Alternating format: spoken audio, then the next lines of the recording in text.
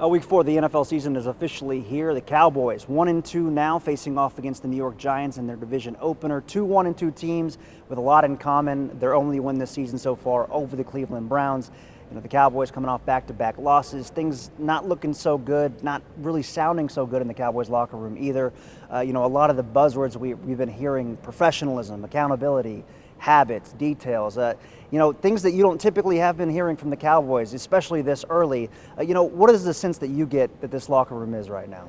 I think this is a locker room kind of in a little bit of a crossroads, right? Because it's 1-2, it's early, but at the same time, CeeDee Lamb spoke to us today, Micah Parsons spoke to us today about they have to get their stuff together, because if they don't, this could snowball, and one of the best ways to get their stuff together is to play a Giants team that, when Dak Prescott has started, they have owned. Dak's won 12 straight starts against the New York Giants. That's the most consecutive wins in a row by a Cowboys QB against the Giants, breaking the record that Roger Staubach used to own. So this is a perfect opponent for them to get off the schneid. This is a team that, they hope to stop the run so they can get Daniel Jones dropping back to pass. They know he's going to run. Micah Parsons said Daniel Jones has made a point of emphasis to run against them in years past.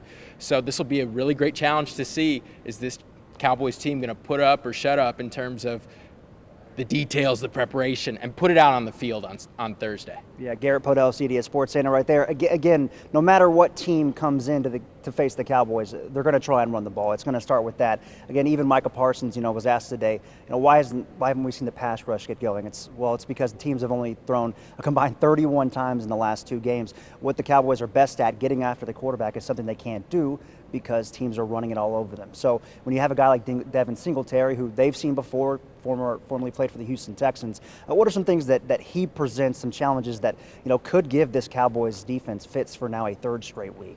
He's incredibly elusive. He's one of the top guys in the NFL, top 3 in the league in tackles avoided. So he's very slippery. And someone asked Mike McCarthy today about, what are the fundamentals like? And Mike said, it's like a bank account. You invest in it, and that's in training camp, in padded practices, building those habits. And those habits are going to have to be top-notch, because if they're not, Singletary's put on tape and statistically that he can break a tackle and bust loose for a big gain. And if that's consistent on Sunday, we're going to hear a lot of more uncomfortable comments post-game, like the ones we've been hearing about the details and the tackling and playing hero ball and all of those things. And of course, somebody that Cowboys fans are going to get well anointed with this upcoming Thursday, Malik Neighbors. A rookie who's making waves already for the Giants. Again, the best receiver, and again, saying this for a rookie, probably since OBJ that the Giants have. This is a guy that we saw in the offseason, him and Trayvon Diggs, kind of going back and forth a little bit on social media, which you typically don't see for a rookie. But what are you excited about seeing in this matchup between him and the Cowboys secondary?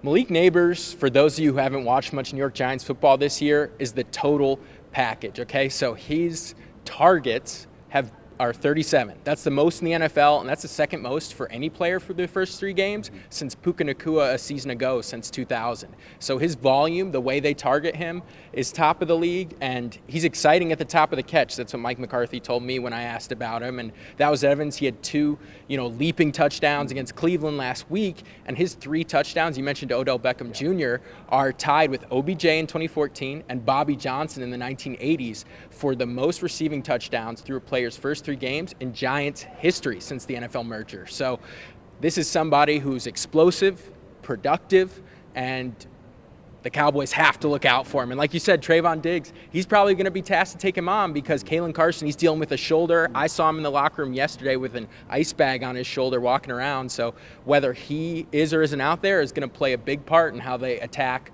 defending Neighbors downfield.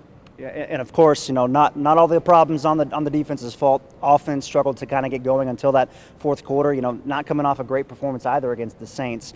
Dak Prescott again after the game making waves with the video that we caught of him saying, jump off the ship if you want to. But again, Dak Prescott, they showed some signs, at least there in the fourth quarter, when they were kind of having to get sped up. But you don't want Dak Prescott throwing it 51 times in a game. And it seems like Mike McCarthy made it an imperative and made it a point to say that we have to get running backs more carries. How do you see that playing out in this upcoming game? Well, it's funny. Mike has told us that each of the last 3 weeks. He said, we need to get the carries up. We need to get the carries up.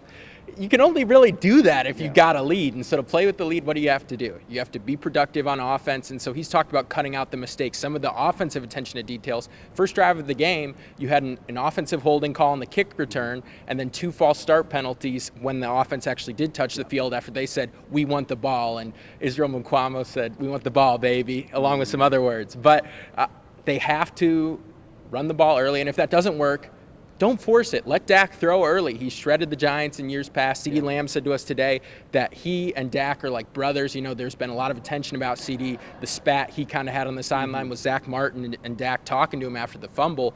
And he's taken full accountability for that matchup, his behavior in last week's matchup, and that he's going to do better. And I mean, I believe CeeDee. The last time he had a tantrum, body language-wise, last year after a game, it was after a deflating loss against the 49ers, and then he balled out and led the NFL in catches at the end of the year. So I think he knows how to put himself together, and I think he definitely can against the Giants this week. Yeah, we saw CeeDee the way he was able to do it last year. You know, for one last question, again, the Giants on their defense kind of hang their hat on that pass rush, and these are guys that they have some bookend ends, and we've seen some struggles with this Cowboys offensive line so far. You know, Dak not getting a lot of time. You know, obviously they have these small tight windows. Then he's having to fit it through.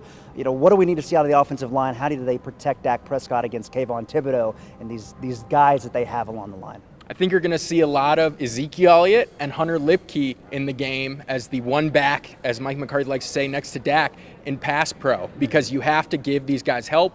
You got a rookie on the outside and first-round pick Tyler Guyton, a rookie at center and Cooper Beebe, and the Giants might have the best interior pass rusher in all of football and defensive tackle Dexter Lawrence. So this is going to be a game where pass protection, particularly the running backs helping out, is going to be of the utmost importance on Thursday night. All right, we'll see if the Cowboys can get it done again against the Giants, their division opener. You know, I'm not saying that it would be a hit the buzzer moment if they lose, but it certainly would not look good. We'll see what the Cowboys can do on Thursday night, 7:15, kickoff in New York.